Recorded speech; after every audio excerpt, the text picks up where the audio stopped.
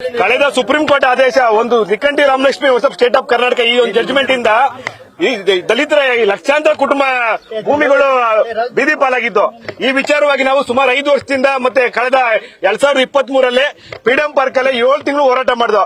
ಆ ಹೋರಾಟಕ್ಕೆ ಸ್ಪಂದಿಸಿದ ಕಾಂಗ್ರೆಸ್ ಸರ್ಕಾರ ಅಮೆಂಡ್ಮೆಂಟ್ ಮಾಡ್ತು. ಕಳೆದ ಜುಲೈಯಲ್ಲಿ ಅಮೆಂಡ್ಮೆಂಟ್ ಮಾಡ್ತು 7 ತಿಂಗಳು ಹೋರಾಟ ಮಾಡಿದಕ್ಕೆ.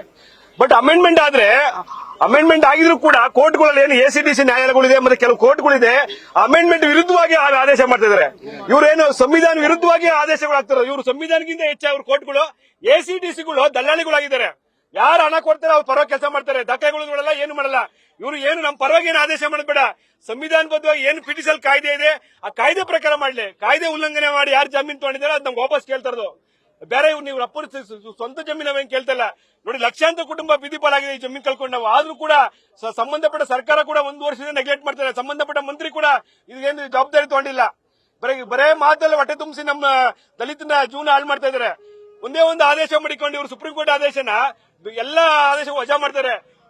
ಶಾಸಕಾಂಗದಲ್ಲೇ ಒಂದು ಸದನದಲ್ಲೇ ಒಂದು ಅಮೆಂಡ್ಮೆಂಟ್ ಏನ್ ಪಾಸ್ ಆಗಿದೆ ಅದಕ್ಕಿಂತ ದೊಡ್ಡದವರು ಸಂವಿಧಾನಬದ್ಧವಾಗಿ ಏನು ಒಂದು ಶಾಸಕಾಂಗ ಸಭೆಯಲ್ಲಿ ಶಾಸನ ಆಗಿದೆ ಆ ಶಾಸನ ಪ್ರಕಾರ ಆದೇಶ ಮಾಡಬೇಕು. ಅದಕ್ಕಿಂತ ಇವರು ದೊಡ್ಡ ಯಾವ್ದೋ ಒಂದು ಸುಪ್ರೀಂ ಕೋರ್ಟ್ ಆದೇಶ ಮಾಡಿಕೊಂಡು ನಾಟಕ ಮಾಡ್ತಿದ್ರೆ ಲೀಗಲ್ ಫ್ರೇಮ್ ಆಗಿಲ್ಲ.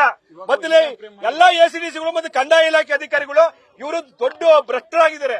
₹1 ಕಾಸು ಕೊಡದೆ ಏನ್ ಕೆಲಸ ಮಾಡಲ್ಲ ಇವರು. ಎಲ್ಲ ಕಳ್ಳರಿದ್ದಾರೆ. ಎಲ್ಲ ಎಸಿಡಿಸಿಗಳು ಇವರೇ ಕಳ್ಳರು. ಇವರಿಂದ ನಮ್ಗೆ ಸಮಸ್ಯೆ ಆಗಿರೋದು. ಸಚಿವರನ್ನ ಭೇಟಿ ಮಾಡಿದ್ರಲ್ಲ, ಮುಖ್ಯಮಂತ್ರಿಗಳನ್ನ ಭೇಟಿ ಮಾಡಿದ, ಸಚಿವರನ್ನ ಭೇಟಿ ಮಾಡಿದ್ದ. ಏನಿದೆ ಸಮಸ್ಯೆ ಬಗೆಹರಿಸ್ತೀನಿ. ಇವ್ರೇನು ಸಮಸ್ಯೆ ಬಗೆಹರಿಸಲಿ ಅಂದ್ರೆ ಮತ್ತೆ ರಾಜ್ಯಾದ್ಯಂತ ನಾವು ಮತ್ತೆ ಹೋರಾಟ ಶುರು ಮಾಡ್ತೀವಿ. ಎಲ್ಲಾ ದಲಿತ ಸಂಘಟನೆಗಳು ಎಲ್ಲ ಇಡೀ ಸಮುದಾಯ ಒಟ್ಟಾಗಿ ನಾವು ಹೋರಾಟ ಶುರು ಮಾಡ್ತೀವಿ. ಇವರೇನು ಮಾಡಿದ್ರೆ ಅಂದ್ರೆ ನನ್ನ ಹೆಸರು ಪಿಟಿ ಸರ್ ಮಂಜುನಾಥ ಅಂತ. ನಾನು ಕೂಡ ಇದ್ರಲ್ಲಿ ಬಾಧಿತ. 7 ತಿಂಗಳು ಫ್ರೀಡಂ ಪಾರ್ಕ್ ಅಲ್ಲಿ ಆಹ್ವಾನ ಧರಣಿ ಮಾಡಿದ್ವಿ. ಅದು ಸ್ಪಂದಿಸಿ ಮತ್ತೆ ತಾತ್ವಿಕ ಅಂತ ತಗೊಂಡೋಗಿಲ್ಲ. ಅದನ್ನ ಯಾವ್ದೋ ಒಂದು ಸುಪ್ರೀಂ ಕೋರ್ಟ್ ಆದೇಶ ಮಾಡಿ ನಾಟಕ ಮಾಡ್ತಾ ಇದ್ದಾರೆ. ನ್ಯೂಸ್ ಫಸ್ಟ್ ನಿರ್ಭೀತಿಯಿಂದ ನಿಮ್ಮ ಪರವಾಗಿ.